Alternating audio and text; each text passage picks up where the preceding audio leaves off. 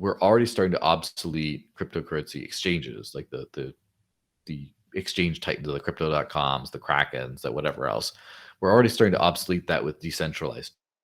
And so at some point, you will be able to tell, and by some point, I mean like a few years, not even that far from now, you will be able to tell someone, hey, just download this wallet, this app, and you can have the peak financial system of the world at your fingertips without trusting any centralized custodian or third-party intermediary.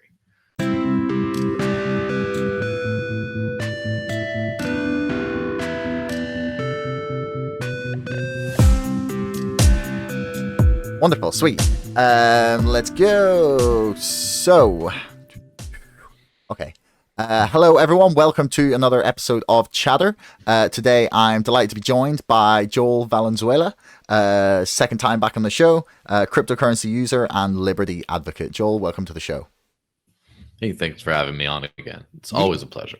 Yeah, no problem at all, man. You have been popping up on my Twitter timeline a lot, and that's why I decided to ask you back on, because you've been tweeting about a lot of interesting ideas, and I wanted to chat. So the first one that I saw the other day, tweeted by yourself and like a number of other people, actually, was this video. If I can find it here right now, that would be excellent. A video where people are at the Bitcoin conference in Amsterdam, and they are discussing why the Lightning Network is not functioning as they would like it to, and basically that they need to find another way of building on top of like layer 1 Bitcoin. So do you want to give like a bit of a breakdown basically of why we've come to this point where the Lightning Network, that I've had a lot of people on this show in the past talking about why they thought it was, going to be the next level of Bitcoin. It was going to make it like far more accessible for lots of people to pay, and it was going to, that was going to be the next step basically in the evolution of this particular cryptocurrency into the currency that we all use day to day. So why has that not worked, basically? Yeah. So, I mean, this could be a 3-hour show from just on this one subject. But for those of us who were around back in the day, at some point in around 2017 is where the Blocksize Wars, as it was known, kind of heated up, where basically Bitcoin came to a fork in the road, no pun intended, that I'm sure everyone's used before anyway, where should the network scale on chain and just make blocks bigger and everything like that, with a possible loss of decentralization because fewer people could run nodes. And again, I'm not making arguments here. I'm presenting the arguments that they were, right? That way, or should Bitcoin stay very accessible for anyone to be able to run it, but push a lot of traffic onto second layer solutions that don't necessarily have to have the same kind of setups. And so when Bitcoin went in the latter direction, and when it did, in order to support, in order to support that direction, two big ideas were sort of floated around. One is, of course, that you can't change Bitcoin via hard fork. You can't, which you can, but that it's too dangerous, or there's some big problem, that it should absolutely never be done, which is a hard fork is a breaking change that basically every single user node, everything on the network has to upgrade, or it'll stop working, or they'll accidentally split off into a different Bitcoin. So that argument was used mostly to stall the big block argument, saying like, well, we can't just increase the block size because that would be a hard fork and that's too dangerous. And so then the other thing is, look, we can do this via something like the Lightning Network. This is an example of how this can change.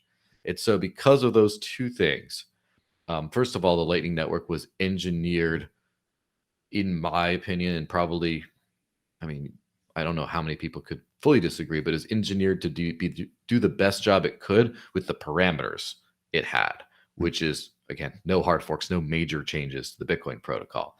So a lot of the ways that Lightning a lot of the difficulties it has are because it has to do its best with this very narrow constraint. And the other thing is the Lightning Network has been, and this is the biggest one, it has been shoehorned into a general purpose scaling solution kind of thing.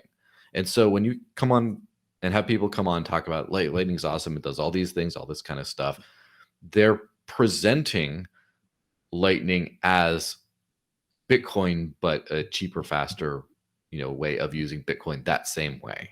Mm-hmm. And I think that unfortunately, if you try to use Lightning purely like that, a lot of things start to not really work out super well. And so Lightning has some interesting uses. I think it would be great for example, if you let everyone on Twitter tip someone by pressing a button, Mm-hmm. and if you had like a closed loop ecosystem of users with a big hub and spoke model there, it would make sense to use something like that. Or if you're using large financial institutions like exchanges, cryptocurrency exchanges or other parties, instant settlement between those exchanges, where you have a lot of bidirectional traffic, not just one way, where you're paying your coffee day after day, it's all one way, but it's these two known parties or three or four, and you're going back and forth constantly between those two. And that's the kind of thing I think it works well at. But the peer-to-peer payment method that has been sort of, so when I criticize Lightning, I mostly criticize its use case for this purpose, that it's just been, because there's too much momentum, too many people have sold the idea of Bitcoin can work, it can scale if you scale it on a second layer, and this is the second layer we're using, because this is the 1 second layer that we can actually implement without making significant changes to the protocol right now, or even insignificant. But there's also a lot of like VC money and stuff like that behind Lightning Network development, and so follow the money, and every money goes this way, everything goes that way. So that's sort of the grand overview of this thing. Okay, follow the money. That's always the way, isn't it? Really. Absolutely. It's both predictable and scary at the same time, So you're saying that what you're saying about Lightning is interesting in terms of, like, for example, within like a Twitter model, so within like a closed ecosystem, so people could like load up. So yeah, it would be contained, like you probably have to put it like in your Twitter wallet or something like that. And that's probably something similar to where they're going. Do you know what I mean? They've talked about X payments and stuff like this. So they're either going to make their own coin or token, or they'll adopt like mass use of all of them, or try and integrate as many as possible, I guess. What way do you think that the X will go with that, actually?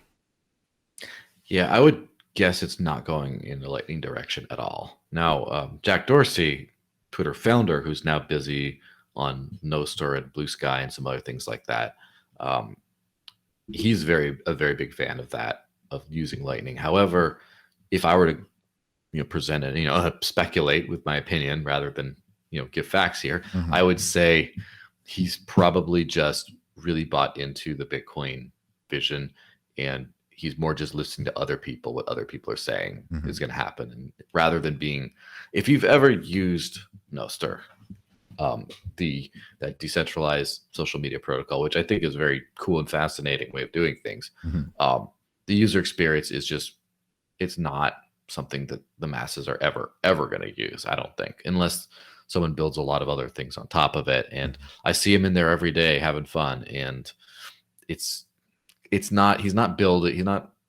he built Twitter. If he really asked himself, is this going to work out like this, he would know the answer to that. But he's having fun, and let him have his fun.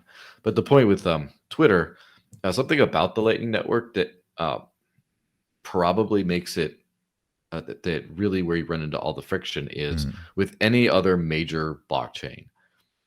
I can send any money I have, I can send it to anyone on the world, any address in the world, anytime, any amount, and it'll go through. Or it might, if it's a congested network like Bitcoin or Ethereum, it might take a while to go through, or it might be expensive, but it's still anyone to anyone, it works. Whereas with Lightning, Um, anyone to anyone absolutely does. The anyone to anyone transaction capacity of the Lightning Network is 0.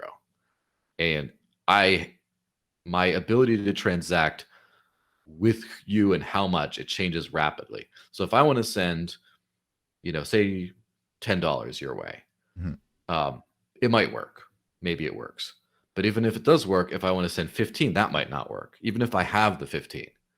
And if I try to send it to then a neighbor, neither might work. But then someone else down the way, maybe 500 will work for that person. Who knows?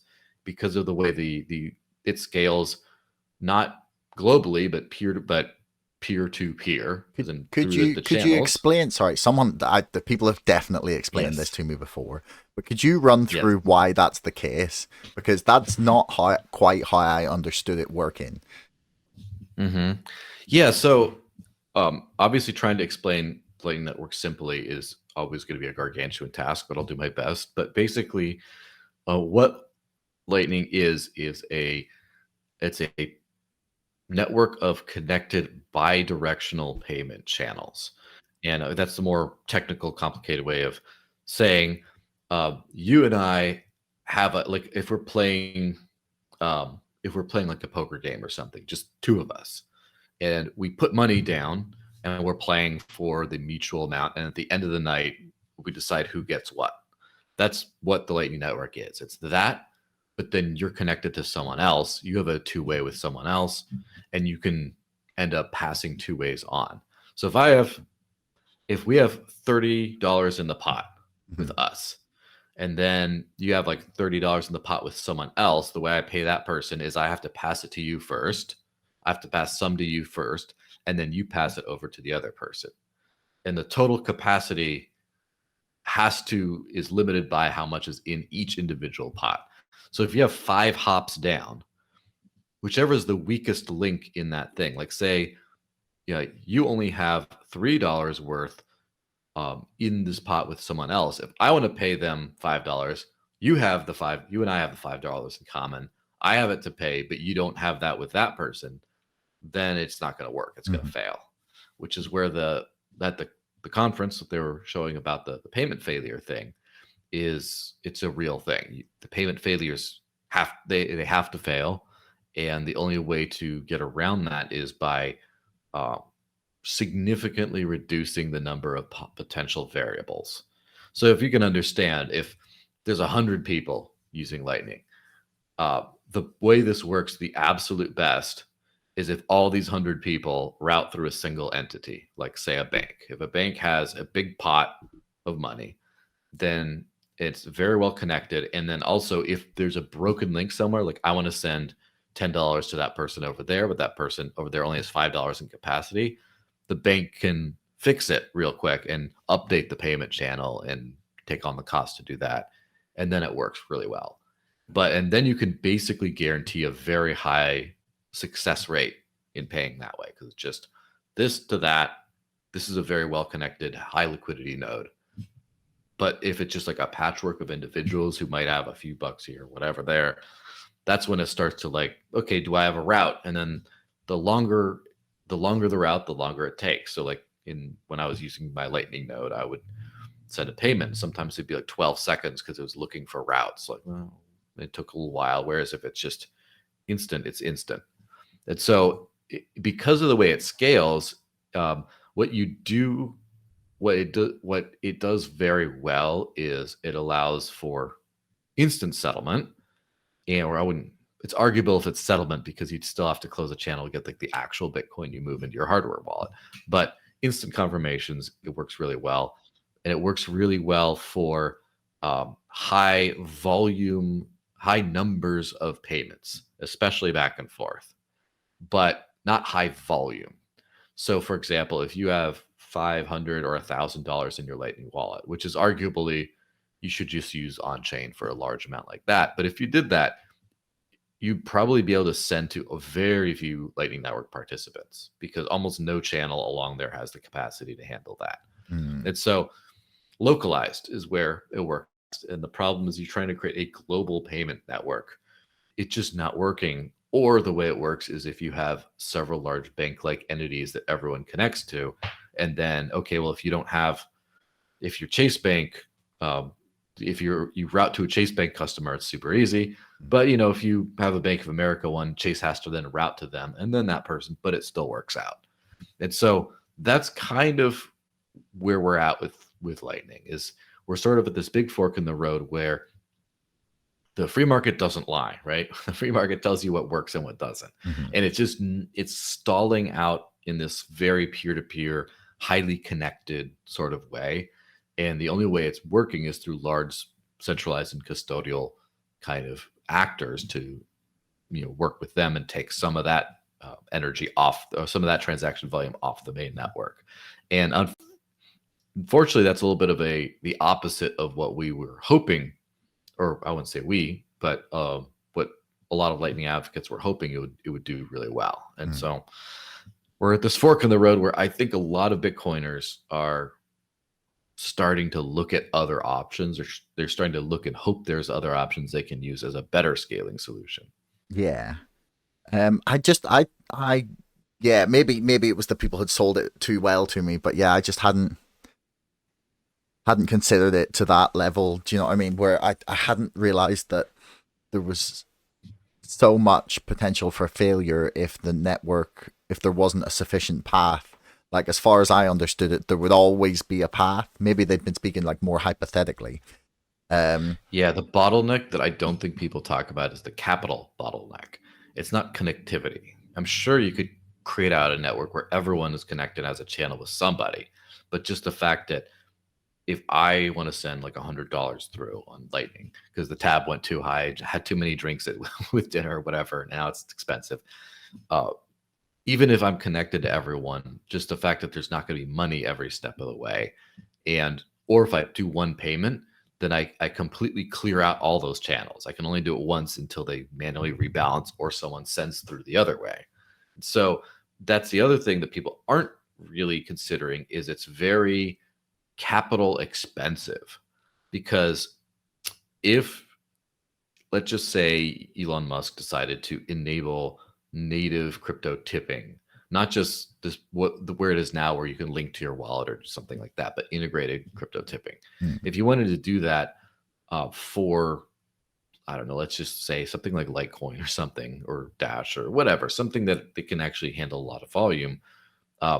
In order to create, it costs nothing other than infrastructure costs. Like, he has to run a bunch of nodes, I'm sure, and he has to like build out the wallet software and stuff.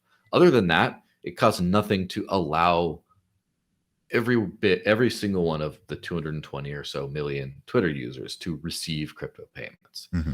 But through Lightning, you have to provide inbound liquidity to all those people. So just to let them receive $10, that would have to be, what is it, 2.2 billion? You'd have to own 2.2 billion in Bitcoin just to put them in, just to give $10 of receiving capacity to every single Twitter user.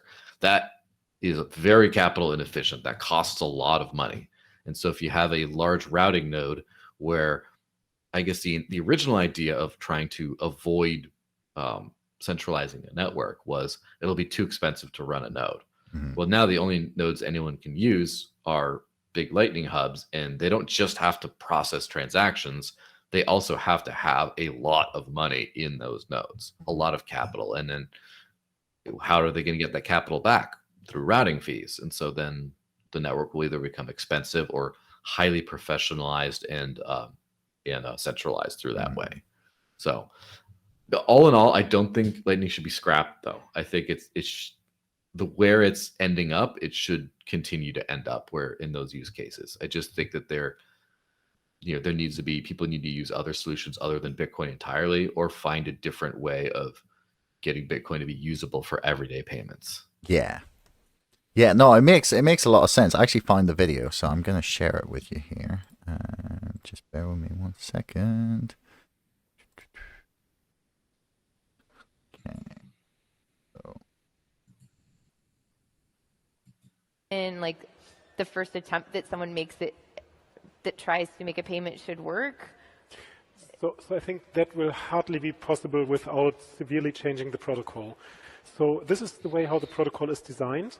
So payment failures, or at least the failures of attempts, are built into the protocol. The question is, what can we do about this? Do we have like suggestions on that? Like, what you could do is you could basically say, well, if I have enough liquidity, let's do 5 of them concurrently, and let's hope that statistically at least 1 arrives. But then the question is, if we do it in the current protocol, if 2 arrives, somebody could claim 2 payments, and then you would overpay. You don't want to do that. what do you think, Renee? Like, do you Okay, so that actually makes a lot of sense now. Wow. It's amazing how that happens, isn't it? So what they're then saying is that sometimes you'd have, like, one way to fix it would be to just, send loads of different attempts, and then the first one to work, basically, then that's it. Yeah, that seems really inefficient. And what you said about Twitter is really interesting, about they're not going to use the Lightning Network, because honestly, I'd been wondering, was that the way it might go? So the way you've explained it now, saying, so they would have to, if everyone wanted to receive $10, they would have to be able to, like, have 2.2 billion in Bitcoin. But yeah, that's just not going to happen, really, is it? Like, and then that would, their own like internal ability to exchange everything would then be sort of like differed by the fluctuation in the price. Then they might not have enough at one point, or like, yeah. Yeah, it could turn out to be a disaster. Now, one thing you could do if you had a social media network that you're trying to start that had a little bit more patience for this kind of stuff is you could have each user have to bring their own liquidity, to which they would say, you would just say, hey, I'm going to buy, like, in order to sign up for Twitter, you have to spend $20. 10 of it or 15 of it is for your own liquidity, and the 5 is the on-chain Bitcoin transaction to open up the Lightning channel with the big hub. And then if you made people do that, then you get rid of, then only the people that want to do that would do it. That would work out better. But, the problem is this whole, like, payment. One thing because I've been very involved in the crypto space for about 10 years now. I've been using it, almost daily for about 10 years. And there's a lot of friction in very new systems. And one thing I realize is this game of, like, trying to make things just work it's brutal. It's crucial that you do even a single second that you have to wait before your payment goes through is like death almost to a merchant experience. And so there's a really fantastic merchant app called AnyPay that some friends of mine maintain. And when you send crypto through that payment app, you scan the QR code, and when you hit the send button, in under a second or so, or maybe a second, it shows up as confirmed at the other end. And so that's an actual good payment experience. And then you have some talks of, for example, for cryptocurrencies that don't have instant transactions, such as some of the Bitcoins, if you're using an on-chain, like a regular payment, there's a possibility it could be double spent. So you could have the payment sent 2 different spots, actually. And then, so the merchant thinks they're getting paid by you, but then they actually get paid somewhere else. And they're not going to wait 10 minutes for confirmation. So the idea is, if you have a double spent proof or something that the merchant software checks and sees if it's been double spent, then it helps. And it does, but the problem is you have to wait 3 to 5 seconds. 3 to 5 seconds doesn't sound too bad. But then if you imagine yourself in line getting the coffee, all right, it's going to be €8 for your latte and muffin, and then you go pay, and ready, pay. Oh, okay, it went through. Like, that's not very long, but it's painful if there's a big line of people behind you. Yeah, And but so that's the speed we currently operate at. No, is that not? That's basically how long it takes to do a contactless thing. The contactless thing is like. Oh wait, hang on. Do you have a lot of contactless in America? Now it's starting to become much more popular. I would call it maybe the majority around where I am at now, but a very low majority. It's only the last couple of years, which is crazy because I use a lot of like interim solutions that require like buying a digital prepaid card that's not tied to your identity and putting it in a like a Google Pay or something and using it. So if there's a business that doesn't accept contactless or whatever, I just don't even go there. I just period will not, because I'd have to like use cash or something. I have almost none of that. So Oh, yeah. So yeah, the settlement speed, but like to your point, yeah, maybe 5 seconds is a bit long. But and I mean, it's the future of payments. You'd expect it to be quick, right? yes. Um. But even worse though is the failed payment. Obviously, not everything goes well in real world, but like I can't remember maybe in the last 5 years, I've seen two people in the wild with a card decline issue. Like I've almost always it works.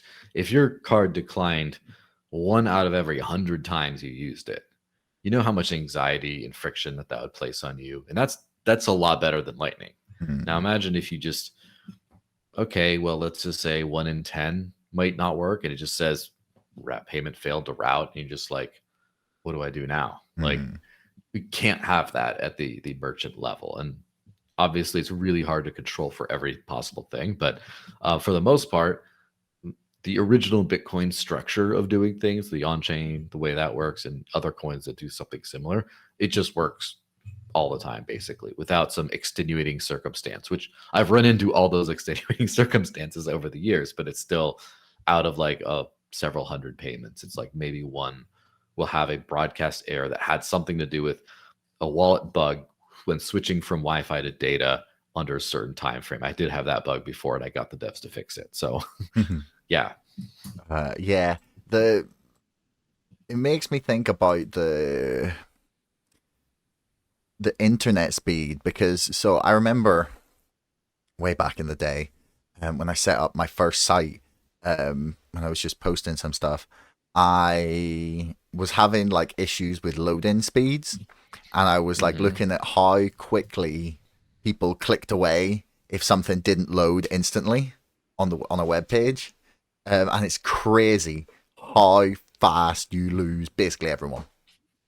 And that's probably the same effect on like if you're trying a new payment method, right? Because I mean I've seen like my contactless cards, sometimes just the machine's a bit funny, and you have to hold it at like the right bit of the thing, sometimes it's a bit difficult. But if you're trying a new payment method and you're being like told this is the future, and then it takes 5 seconds and then doesn't work, you're going to be a bit like, well, this isn't any better. Like why is this better than just using my card or my Google Pay?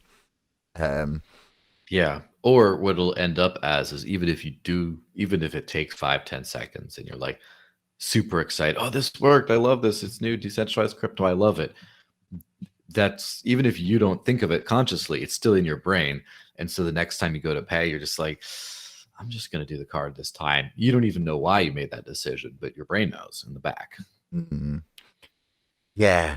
So the whole reason that we're having this discussion is because people have been required to create some sort of digital non-government sort of money. And a little while back, you tweeted about this, and you said, our grandchildren won't grow up in a world where the government issues the money. It'll be a completely foreign concept to them. So I've been on a little bit of a journey in terms of understanding about our money over the last few years. Because of this podcast, I've got to talk to some really fascinating people. So I've really started to grasp the idea that all of the excess money printing is a horrible idea, and the fact that we have non-governmental agencies or entities, institutions, whatever you want to call them, the Bank of England and the Federal Reserve, printing the money endlessly with nothing to back it is a crazy, crazy, crazy, crazy idea to me. When you really think about what that means for just the way we imagine like payment and money, and maybe people don't think about this that much. I do. Obviously you do too, or you wouldn't be in this space as well. Of course. So why do you think that these crypto, basically, why do you think that cryptocurrency and is gonna become the main form of money that we use? Like, why won't the Bank of England and the Federal Reserve issue Bitcoin and, you know, Fed coin?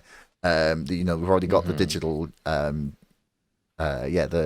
Chinese digital currency. BRICS are talking about having a digital currency. There's, I think, 45 countries now signed up or in the process of like developing central bank digital currencies. Like, why is that gonna fail in your mind, and it will not become some horrendous dystopian future? Because I really want some positive news here. Yeah, so in the past, I mean, I don't have like the most perfect linear memory of the history of money. Okay, but I do know obviously. that government has not always had a central bank issuing all the money. Like, for example, when you were on a, say, gold or silver standard or whatever, you had the precious metal, which is a good durable unit of account that stored a value, all the other stuff, and different mints would mint the actual transaction clearing method of that. Whereas, like, if you have a lump of gold, that could have been money, but like, how are you going to transact with that?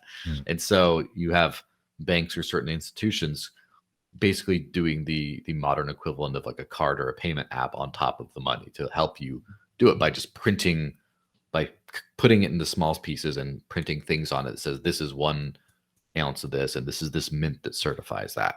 And so before you had a central bank, that's kind of how it worked. And unfortunately, what happened was the technology advanced, because technology is advanced in some interesting ways where a lot of, you know, people of the older generations might be very leery of technology because they remember a time when they didn't have this level of control and surveillance by governments over everything that they do.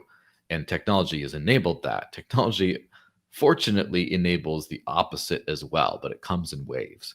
And so the first bit of technological innovation on this, of paper notes as instruments to, you know, certificates for silver, gold, whatever you had in your, of actual money, ended up making commerce very much more efficient. And the problem is it also opened up the risk of, which ended up being an eventuality of basically, you know, not only fractional reserve, but then also disconnecting the actual representative of the money with the actual amount of the money, to where now you could print more dollars than you had gold in the bank account, for example. And then over a period of time, they just got rid of the actual money and now are left with just the representation of what used to be money and a bunch of other things, and the whole fiat scam that we have today. And so it wasn't always that we had this central bank system, and fiat currencies always collapse. I mean, over history, they've, you know, one after another is a graveyard of fiat currencies. I grew up in the north of Mexico, and my grandmother had a bunch of old coins in her house that just didn't work anymore because in the 90s the peso collapsed and they got a new one, and the new one was 7 to the dollar at the time, although actually 7,000, but they just chopped off the zeros because we'll just do that. And then now that same is somewhere around 28 to the dollar or something like that, and the dollar has significantly fallen as well. And so all these things, just that everyone in choir preaching going on here, right? Everyone knows that these are all problems. But the thing is, imagine it's only been 15 years since the first decentralized digital currency got created. And already it's over $1 trillion industry. At one country, at least El Salvador, has declared it legal tender instead of making their own. And I think it's on this trajectory where it's so easy for anyone to create. Like, honestly, if you gave me a couple months and the help of ChatGPT, even though I don't know how to code, I could make my own crypto that worked. I could figure it out. So the fact that it's so easy to do means almost anyone can do it now. And so then it's only going to be, you know, before you had no choice. But for example, if you have a series of tokens on a cryptographic network and one of them is dollar denominated, that's great. But then you could denominate one with gold, for example, in some, meaningfully secure sort of a way. Then all of a sudden, like, why would, like, what if your PayPal wallet or whatever can just have gold instead? Like, all of a sudden, that's a huge improvement. And then, et cetera, et cetera. It just gets so much easier to create different monies. And like, I've been using crypto for 10 years and pretty much exclusively for 8 years. And there's a bunch more like me starting to crop up now. And the fact that you could not do that with gold like 20 years ago or today, we're seeing a trend. But more than that, just the fact that the technology allows you to transact peer to peer across borders and everything else, like the fact that you can do that, whereas before you needed all these institutions just to be able to use your money, makes it so that stranglehold is kind of going to go away. And also, a lot of the reasons why people use institutions is because just living off of a cash economy where you pay people in cash, you receive cash, and then you store it under your mattress. That's a limited financial system, whereas in the real world, you have a lot more complicated things. Like you have, loans and investments and hedges and, mortgages and whatever else. And you needed institutions for that. But now we're getting to the spot where we don't need institutions. There's a project called Thor Chain, as in Thor's hammer, and there's a fork of that called the Maya protocol, and there's a few others that are starting to crop up, which technically are called, I believe the technical term would be they're cross-chain automated market maker decentralized exchange chains, which basically means they're an exchange. Like, let's say a Coinbase. They're basically a Coinbase that is in its own blockchain and runs decentralized. So you can swap any crypto asset for any other crypto asset they support with just a click of a button. You just throw one into one pool, you get the other one out of the other one, like a vending machine. But also the protocol is evolving to be able to do all kinds of interesting things, such as they have savings accounts too.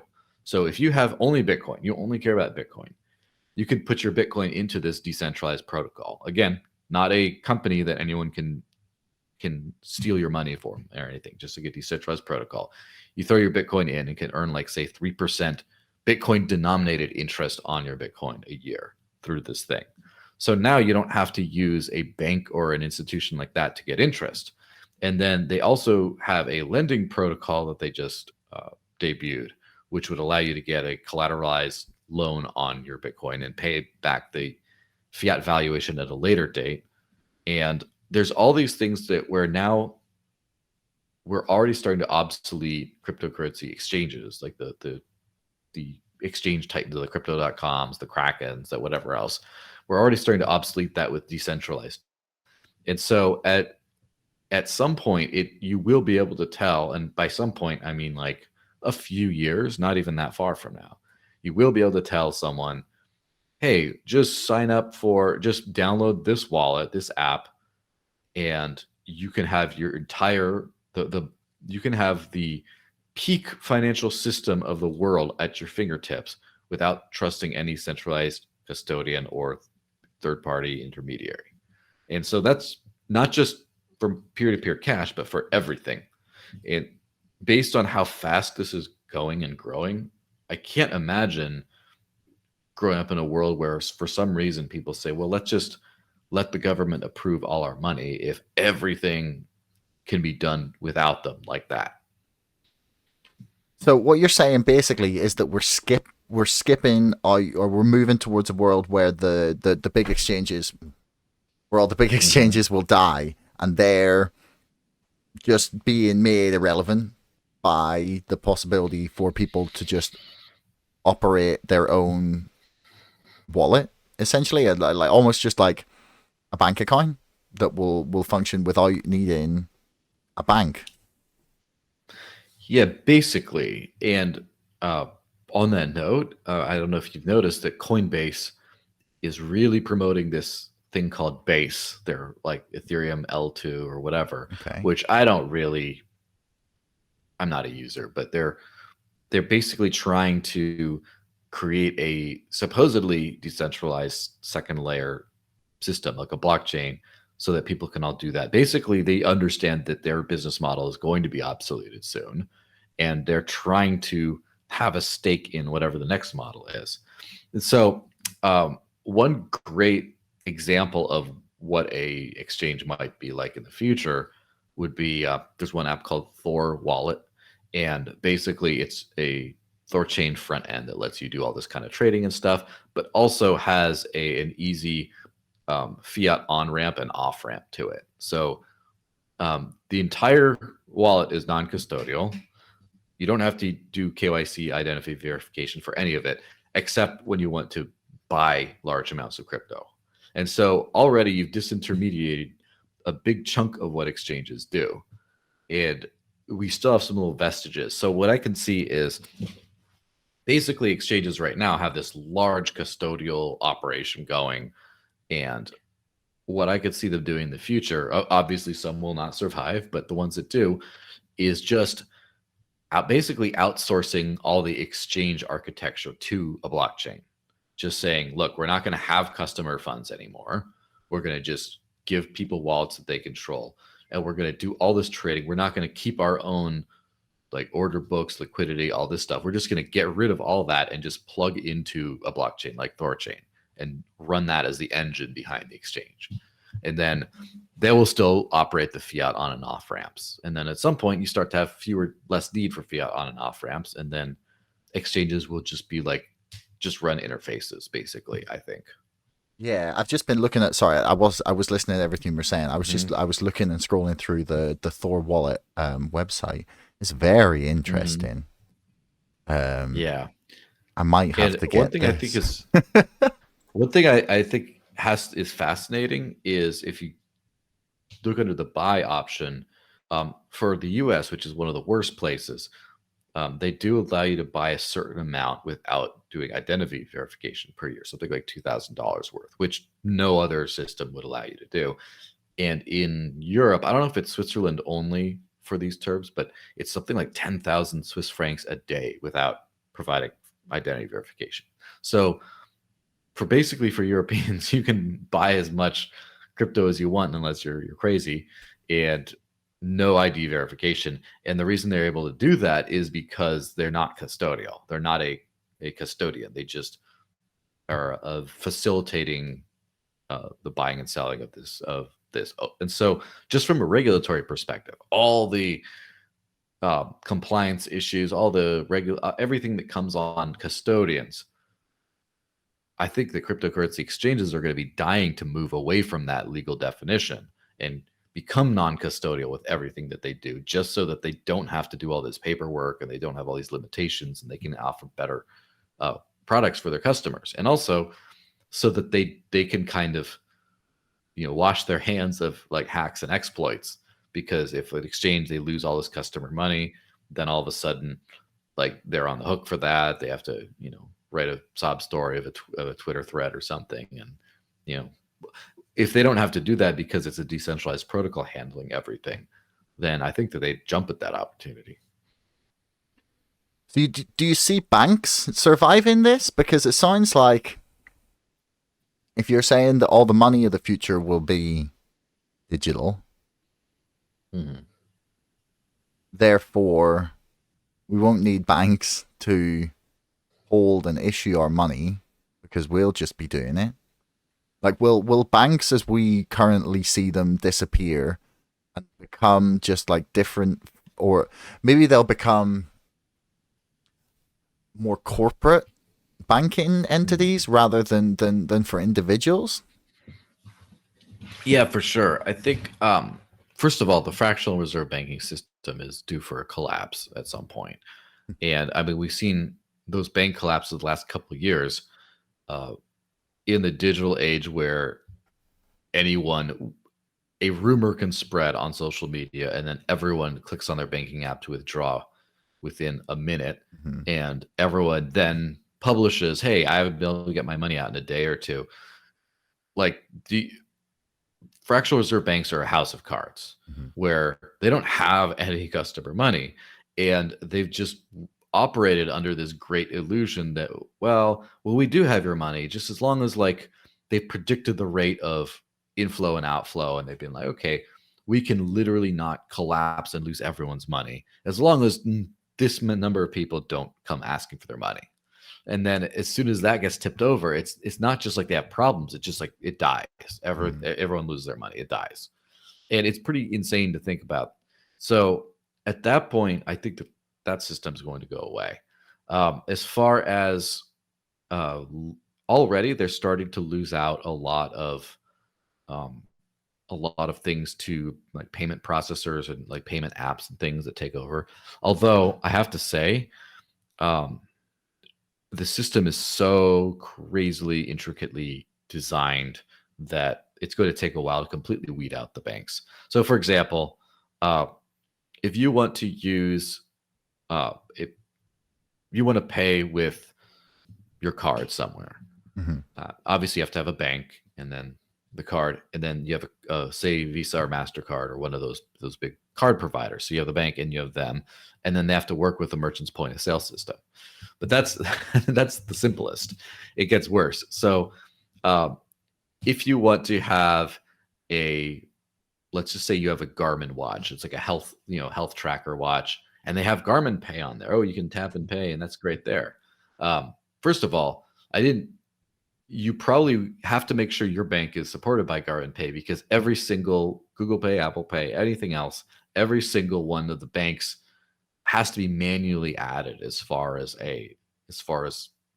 support. And so if you just depending on your bank, you might not be able to use it to tap and pay with whatever system you got. And furthermore, I realized that I use for some of my weird little workarounds, I use a Google Watch with Google Pay on it. And not only do you need to have whatever cards working in there supported by everything that does, the watch itself will work everywhere Google Pay works except for Square point of sale systems, because they have some beef with Square for some reason. And so, wait, is that real beef, or is it just like, is it like a real beef or a glitch? I don't know if it's a beef, but Square's told me themselves that they don't support those devices. But they do support. So it's deliberate, basically, is what you're saying. Yes, it's either deliberate exclusion, or they have not yet found a way to include it. But it's just that one merchant provider. And so there's this layer of parties in between you and your money and the merchant that I'm sure in a modern financial system, there will always be a few different layers, but it's so crazy at that point where the banks shouldn't even be involved in the payment clearing for just basic payments. And I think they're going to be extricated from that. And so I do think that the role for banks will probably be back to, loans and financing and things like that. Now, of course, if you have a decentralized protocol that also does loans and financing, that gets really tricky for them too. So maybe banks will just be software companies that will be designing new lending protocols and contracts and things like that that'll do that. Or maybe there will still be there will still be a need to do something that's not sort of automated according to these rules, where you have much more risk of loss that's not like socialized into the network in some way that's sustainable. It won't collapse the network, that all works out. Maybe there's some place where you do have to take real risk, and you don't want to risk the entire network imploding. So you have to run your own, you have to have your own capital from your own group of investors that they're willing to risk losing for the possibility of profits. So yeah, but that'll be a much lower, a much more institutional kind of role than now. Yeah.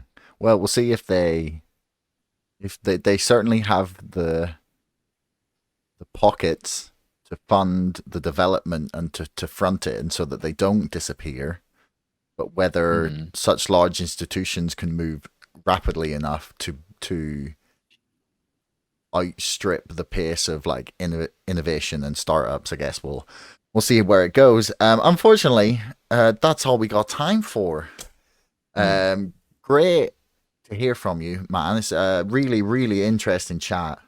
makes me a little more positive about where things are going. You know, it's always like doom and gloom. Oh, the CBDCs are coming. Oh, we're all going to be slaves. Oh, you know, social credit score. And, you know, but this is a much more positive vision of the future. So I like that. So thanks very much, man. Well, I would thank you for having me. And I would encourage people to, I think the world has become a significantly better place over the last few hundred years. And it continues to up until last 20, 30 years even. And unfortunately, we do see a lot of things that are true, which are a lot of things are going much worse. But the number of people lifted out of poverty, like a bunch of other things, it's just an exponential curve going upwards. It's so this could all go to shit, of course.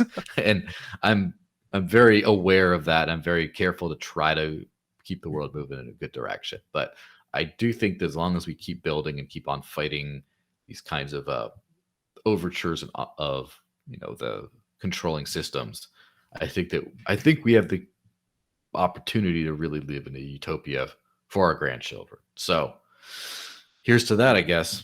Yeah. Oh, I mean, I'm not sure. I don't think utopia is achievable, but a better world always. Yeah. So yeah, I'll put your Twitter in the description. People can check you out. Yeah, you're tweeting some cool things. I'm going to check out this Thor Wallet, link also in the description. And the Maya protocol, I will put that in there too. So yeah, thanks everyone for listening.